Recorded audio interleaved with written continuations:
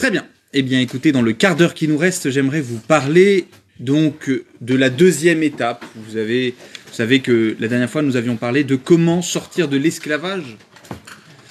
Et que la première étape, c'était d'abord de reconnaître ces esclavages. Ce qui nous empêche de nous autodéterminer. Alors c'est un travail âpre, ça peut durer toute une vie. Et puis surtout, il y a des esclavages qui vont se découvrir petit à petit, en fonction de l'âge. À chaque période de la vie, vous devrez retravailler cette question de la liberté.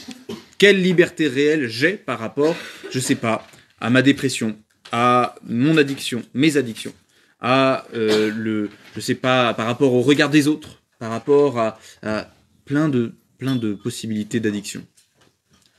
Et pas d'addiction, plein de possibilités d'esclavage. Donc ça, c'est la première chose, d'abord les repérer, d'être au radar par rapport à ça. La deuxième étape, c'est ce qu'on appelle l'auto-intégration, la première, auto-acceptation. La deuxième étape, c'est ce qu'on appelle l'auto-maîtrise. Alors le mot auto-maîtrise ne plaît pas. Quand on parle de se maîtriser, on voit quelque chose qui viendrait saper notre spontanéité, quelque chose qui viendrait nous empêcher d'être nous-mêmes, quelque chose qui viendrait réduire notre capacité artistique, réduire notre capacité créative. Mais la maîtrise, ce n'est pas une maîtrise despotique. Il y a une distinction entre plusieurs types de gouvernements politiques. Vous savez, il y a le despotisme, il y a la politique au sens général, et puis il y a le monachisme, où on va dire, là c'est la personne qui se gouverne par elle-même. Le despotisme, c'est le fait de pouvoir avoir une maîtrise parfaite et complète dès lors que notre volonté le veut. Vous savez, les personnes qui vont vous dire de toute manière, arrêter la clope, c'est qu'une affaire de volonté. Ou se lever le matin, c'est qu'une affaire de volonté.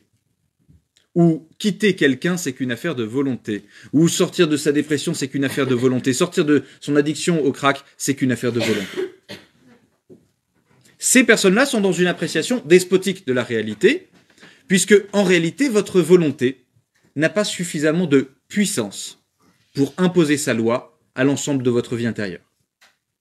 Elle n'a pas suffisamment de puissance. C'est anthropologique, vous voyez. Si vous étiez des substances séparées, si vous étiez des anges, des démons, votre volonté aurait une parfaite puissance, en fait, sur vous-même et aussi sur les choses. Vous êtes des êtres humains, donc votre volonté n'est qu'une des dimensions de votre personne. Donc un gouvernement despotique sur vous-même, ça n'est pas possible.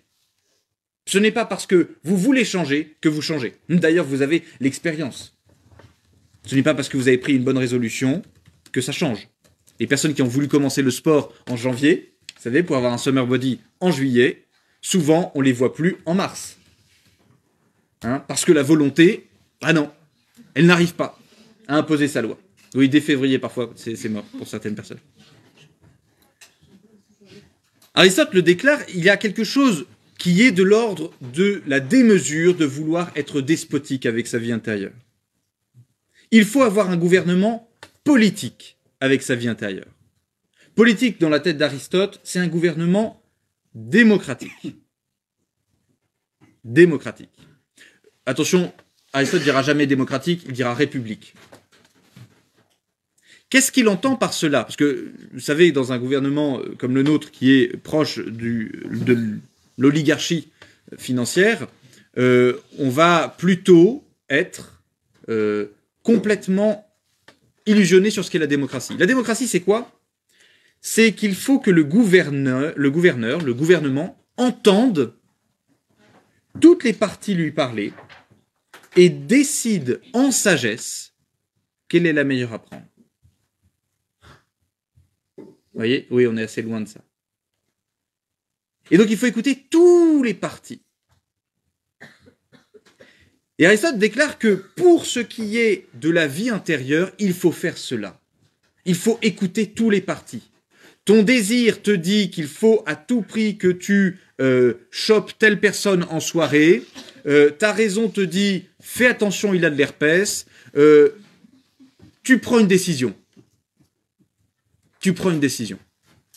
Et tu choisis la plus sage. Là, c'est un petit peu comique comme exemple, mais tu as la possibilité de rester dans ton lit, il y a un désir profond de rester dans ton lit. Ton intelligence te dit, il faudrait peut-être se lever, que tu as cours, ça va entraîner des conséquences, etc. Ta vie végétative, par ailleurs, te dit que tu es absolument fracasse de la soirée d'hier. Tu décides qui tu vas écouter. Et là, parfois, il y a des forces intérieures qui vont te dépasser. Tout l'enjeu de l'automaîtrise, c'est de ramener sous, non pas la volonté, mais l'intelligence, l'ensemble des parties. Sous l'intelligence, attention, l'intelligence, ce n'est pas le il faut et le tu dois. Vous me connaissez maintenant, moi la morale du devoir, je trouve ça morbide. Ce n'est pas le il faut et le tu dois. Ramener sous l'intelligence, c'est ramener sous un principe de sagesse. Et pour cela, je vais vous donner un exemple scientifique qui s'appelle la loi de l'hormèse. Je ne sais pas si vous connaissez la loi de l'hormèse. C'est qu'on s'est rendu compte qu'un organisme vivant, soumis à un stress qui lui est proportionné, il voit son métabolisme augmenter. C'est-à-dire qu'on a exposé des souris ou des rats, je ne sais pas, enfin, de toute c'est toujours les mêmes qui trinquent dans les expériences scientifiques. Donc les souris ou des rats, on les a exposés à de la radiation. Vous voyez, pour voir, on a augmenté les radiations progressivement, selon les échantillons, et on s'est rendu compte que ceux qui étaient à un niveau moyen de radiation, ils voyaient leur métabolisme qui se renforçait. Ceux qui n'en avaient pas du tout de radiation, ils voyaient leur métabolisme qui était stable. Ceux qui en avaient trop, ils voyaient leur métabolisme baisser. Le problème, c'est que le vivant, le métabolisme stable n'existe pas. Soit vous baissez, soit vous montez. Plus vous êtes dans le confort, moins vous êtes stimulé par rapport à des petites épreuves qui vous sont proportionnées, plus votre métabolisme va baisser.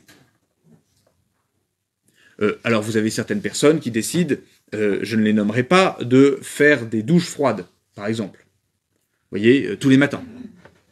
Des petites douches froides pour se stimuler. Et en fait, au début, c'est très difficile.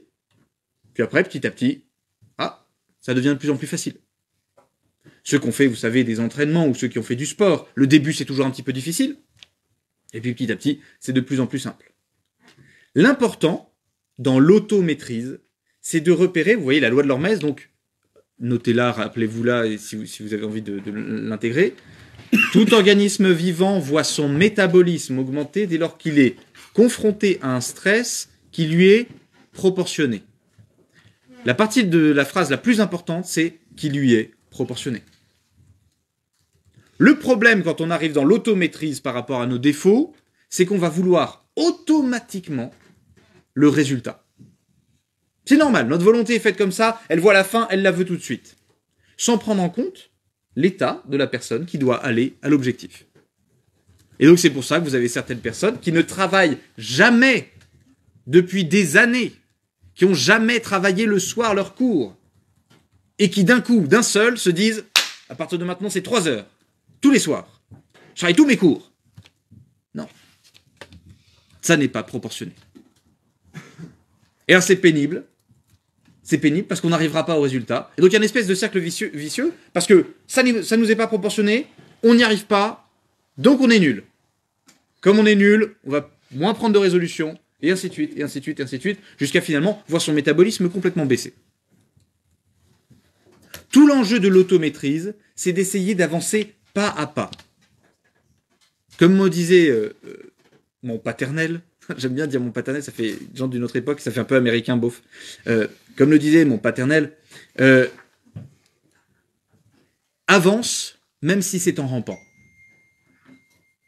Avance même si c'est en rampant. Voyez ? Parce qu'il y a certains moments où vous serez à terre, il y a certains moments où vous ne pourrez pas. Et bien très bien, on fait un petit pas. Ça sert à rien de vouloir être déjà debout. Non, un petit pas, on avance un petit peu. Vous savez, il y a des personnes, on n'est vraiment pas tous égaux là-dessus. Il y a des personnes qui ont une santé qui est absolument formidable. Ils ne sont jamais malades. Il n'y a jamais aucun problème. Il y a des personnes, il y a une maladie qui passe à 3 quartiers de chez eux, ils la chopent, c'est sûr. Il y a des personnes, ils ont des migraines toutes les semaines. Il y a des personnes, ils ont un sommeil pourri. Il y a des personnes qui ont un sommeil extraordinaire. Il y a des personnes, on n'est pas tous égaux là-dessus. Donc la première étape, elle est nécessaire. D'abord, on se connaît. Deuxièmement, on applique la loi de l'Hormèse. Où est-ce que je peux essayer de m'améliorer de manière proportionnée? Et ça peut pas être sur tous les fronts. Accepte de perdre certaines batailles. Il va falloir accepter de perdre certains endroits. Ok, je sais pas, vis-à-vis de, je sais pas, vis-à-vis de la relation, je suis une grosse daube, voilà. Mais en attendant, actuellement, je n'arrive pas à me lever le matin. Bon, bah, ce qui m'est proportionné, c'est d'essayer de me lever le matin. Je choisis d'abord ce combat-là. Et gagnant sur ce combat-là, je vais pouvoir en gagner d'autres. Voyez? Alors, il va falloir virer certaines choses. L'idéal, chers amis, je suis philosophe réaliste, je vous demande de virer tout idéalisme. D'accord? Vous ne serez pas des héros grecs. Vous ne serez pas des saints. D'accord? Je vous le dis de manière cash. Parce que tout le monde, peut-être dans un régime peut-être chrétien, a dû vous dire « Mais si, mais vous serez des saints. » Laissez tomber. Vous ne serez pas des saints comme vous l'entendez, vous. Parce que les saints dont on vous parle, ils sont morts. Ils sont morts, on en a fait une super belle histoire. Les héros grecs, ils sont morts. On en a fait une super histoire, une légende. Mais ça n'existe pas, ça n'est pas vrai. Vous n'étiez pas dans le bateau avec Ulysse lorsqu'il s'emmerdait. Vous n'étiez pas avec Achille lorsqu'il avait peur. Vous n'étiez pas avec Saint François lorsqu'il était tenté contre, je sais pas, la pulsion sexuelle de manière très forte. Vous n'étiez pas avec Saint Padre Pio lorsqu'il était tenté de désespoir parce qu'il était complètement au bout de sa vie. Vous n'y étiez pas. La seule chose que vous retenez de lui, c'est le fait que, oh là là, ils sont saints, oh là là, quel héros, c'est extraordinaire. Virez ça. Virez ça. C'est pas marrant, d'accord? Le monde perd de son côté merveilleux, mais virez-le. Parce que sinon, vous allez être dans le combat pour le symbole, et non pas pour la réalité. Combattez pour la réalité, c'est-à-dire que votre but, c'est d'être un boiteux qui essaie de marcher. D'être un tordu qui essaye de regarder un peu droit. D'être un narcoleptique qui essaye de rester éveillé de temps en temps. D'accord? C'est ça votre but, c'est ça votre réalité. Et vous allez voir qu'une fois que vous avez accepté ça et que vous allez dans la maîtrise de ce que vous pouvez réellement, eh bien vous allez avancer, vous allez faire des pas de géant. Vraiment. Et peut-être que vous arriverez au sommet de ce que vous êtes. Et peut-être que le sommet de ce que vous êtes, eh ben c'est l'équivalent de la cheville de Platon. Eh ben c'est pas grave. Acceptez d'être un petit pissenlit, vous qui voulez être délice. D'accord? Est-ce qu'il y a des questions? Est-ce que tu veux rajouter des trucs? Il y a deux citations qui rejoignent ce qu'a dit M. Porte. La première, c'est celle de Saint Augustin, il me semble.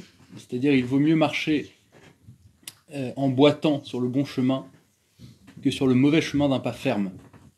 Vous voyez, ça rejoint un petit peu. Et puis, Saint François de Sales disait « Avançons toujours, pour lentement que nous irons, nous ferons beaucoup de chemin. » Voilà. Donc, c'est pas le paternel qui l'a dit, mais Saint François de Sales, vous voyez, rejoint ce que disait le père de M. Porte. Il n'y a pas eu d'enfant en plus. Il n'y a pas eu d'enfant. Ouais. Oui, Maurice. Est-ce que c'est juste de penser que c'est la peur qui nous paralyse dans le problème qu'on pourrait avoir, penser que c'est la peur qui... La peur n'est pas la maîtresse de tout le monde. Il y a certaines personnes qui sont plus sujets à la peur que d'autres. Vous voyez, c'est pas... Alors attention, une petite tendance que l'on peut avoir, l'universalisation de nos soucis. Pas parce qu'on est confronté à un souci que tout le monde l'est. Mais la peur peut être la racine de certains mots, oui, c'est clair. Ouais. Mais il n'y a pas des addictions où on ne peut pas les arrêter par rapport à les arrêter d'un coup. Oui, oui, on peut. Oui, oui. Parce que par exemple, avec la cigarette, on dit souvent qu'il vaut mieux arrêter sec que arrêter. Oui, mais il vaut mieux. Mais qui a dit il vaut mieux?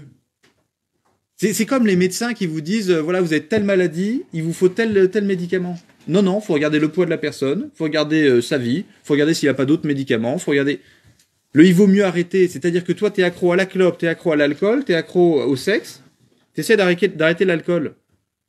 Eh ben, on va voir. Si t'arrêtes d'un coup t'essaies d'arrêter la clope. Si t'arrêtes d'un coup la clope, pour toi, par exemple, tu vas reporter tout sur l'alcool et sur le sexe. Et ça va être pire qu'avant. En revanche, si t'essaies d'arrêter les trois progressivement, peut-être que ça va faire mieux. Il y en a d'autres, c'est des tempéraments de bourrins, ils ont besoin d'arrêter d'un coup. Mais il faut se connaître. Et il faut pas être dans les... Je crois pas trop au fait que je puisse arrêter, qu'on pourrait arrêter les 3 peu à peu au fur et à mesure. Ah bah oui, mais ça c'est parce que peut-être que... Enfin, vous êtes jeune, premièrement. Ça c'est la première chose. Et ne considérez pas que je vous dis ça de manière très condescendante en prenant mes grands airs.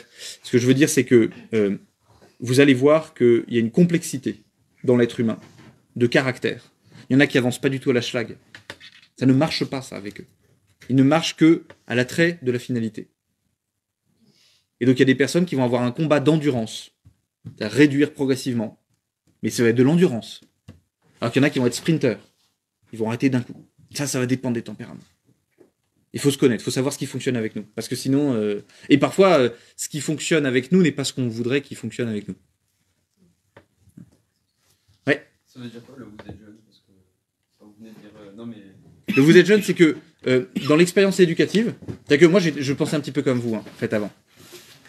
Et à force, en fait, d'être dans l'éducation auprès de jeunes, j'ai vu tellement une variété dans les profils. Mais vraiment, c'est-à-dire que avant, je croyais beaucoup, vous savez, aux tests de personnalité, au fait de voilà, d'avoir des profils de personnalité, l'énéagramme, le CGP, comment on appelle ça, le truc INFP, ENFJ, machin là. J'y crois plus du tout à ces trucs-là. Mais plus du tout. C'est-à-dire que vous avez un jeune en face de vous. Et donc il a une histoire qui est particulière, il a peut-être des tendances qui se retrouvent chez d'autres personnes, mais il l'incarne pas du tout de la même manière. Et donc quand je dis que vous êtes jeune, ça veut dire que la plupart du temps, on aime se rassurer en se disant que la plupart des personnes sont casables. Mais en fait, c'est pas vrai. Et donc, dans la démarche éducative, dans la démarche de réappropriation de soi, de sortie de l'esclavage, etc., il faut apprendre à se connaître dans son individualité, dans son histoire. Vous voyez, des personnes, par exemple, je reprends ça, leurs parents sont addicts à la clope. Et donc, en fait, le fait d'arrêter la clope, ça entraîne une rupture aussi avec les parents. Et ben, c'est pas du tout le même combat que celui qui a commencé tout seul et qui va arrêter tout seul. Ouais, Maurice. Moi, je trouve que le plus dur, c'est de changer, enfin, d'avoir une idée de ce qu'on veut faire pour changer, et de ne pas se trahir, justement. C'est toujours compliqué, je trouve, de changer, et sans aller contre, en restant avec des guillemets. Ouais, mais en fait, ce qui est intéressant dans ce que vous dites, sans se trahir, vous n'avez absolument aucune connaissance certaine de vous-même. Vous voyez, souvent, ce que l'homme, quand on dit que quelqu'un ne doit pas se trahir, c'est qu'il ne doit pas se trahir dans ce qu'il poursuit, dans sa finalité. Ça, c'est important, vous voyez, parce que ça vous dit. Mais en revanche, chercher à savoir qui est Maurice, quelle est la mauricitude de Maurice, vous ne l'aurez pas. Non mais, enfin, il faut sortir de cette illusion-là. Vous ne l'aurez pas. Vous n'aurez que « j'aimerais que Maurice soit comme ça ».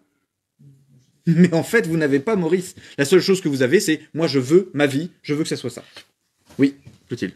Et du coup, comment se connaître Comment se connaître? En agissant.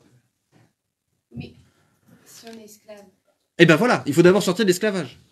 Mais pour sortir de l'esclavage, il ne faut pas se connaître. Mais si, mais vous le savez, parce que sortir de l'esclavage, c'est quoi? C'est le fait de se rendre compte qu'il y a des lieux où je ne peux pas agir. Je ne peux pas me révéler comme je suis, quoi. C'est ça, se connaître. Après, vous vous connaissez, vous êtes tous des animaux raisonnables. Super, une fois que j'ai dit ça, j'apporte pas grand-chose. Hein. Allez, dernière question. Ouais. Mais est-ce que, par exemple, si un jour on se dit je vais arrêter telle chose, et le lendemain on se dit en fait ça se trouve, ça fait partie de moi et je vais arrêter, comment on sait ce qui est réel? Eh ben, l'intelligence. Conscience aussi. Faut discerner. S'il s'agit d'un vice, a priori, vous mentez pas à vous-même. Il y a deux choses. Il y a deux choses pour savoir ce qui vous fait du bien ou ce qui vous détruit. C'est la paix et la joie. Tout ce qui vous donne la paix et la joie est bon pour vous. Et ces deux critères ont un avantage énorme, c'est qu'il est impossible de se mentir. C'est-à-dire qu'au fond de vous-même, vous savez pertinemment si ça vous apporte la paix et la joie. Ce sont des critères vraiment redoutables. Saint Thomas. C'est une tradition très très lointaine, paix et joie. C'est avant même les scolastiques. Attention, mais la paix n'est pas la sérénité, la joie n'est pas le plaisir. Hein. Donc il faut apporter des nuances. Ouais. Ça, on a dit que c'était la dernière question, mais ouais, allez. Il se rend compte qu'on est plus fort que nos addictions, parce que jamais nous apporter la paix et la joie. Exactement. Et donc dans ces cas-là, mais ce sera un autre moment la semaine prochaine, eh bien il faut apprendre à accepter de l'aide. Il y a des combats qu'on ne peut pas gagner seul. Il y a des combats qu'on ne peut pas gagner tout de suite. Et ainsi de suite. Et ça sera la 3e étape. Eh bien, bonne semaine à tous. Tu peux t'abonner, tu peux t'abonner, tu peux t'abonner. Tu veux lâcher un j'aime, laisse-toi aller, donner ton avis, bah tu peux commenter, rejoindre une belle communauté. Y'a qu'une chose à faire, bah tu peux t'abonner, tu peux t'abonner.